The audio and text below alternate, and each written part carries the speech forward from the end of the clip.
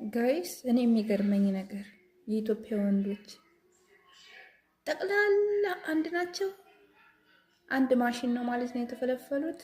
እነዚህማ ከእናታቸው ሆድ አይደለም የወጡት፣ ማሽን ላይ ነው ተፈልፍለው የመጡት። ይህን ማጣራት አለብን። ተመሳሳይ ናቸው። ሁሎች አስተሳሰባቸው አንድ ናቸው።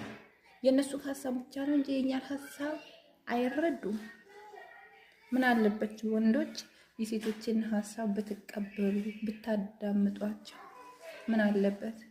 ጥለዋችሁ ሲሄዱ ያዙኝ ልቀቁኝ፣ ውሃ በላኝ፣ ገመድ አቀብሉኝ ምናምን ምናምን ትላላችሁ። ስንቀርባችሁ ደግሞ ኩተታችሁ ብዛቱ ምድረ ኩተታም ናቸው። እናንተ ለምንም አጠቅሙም። እዛው ከወጣችሁበት ማሽን ተመልሳችሁ ግቡ።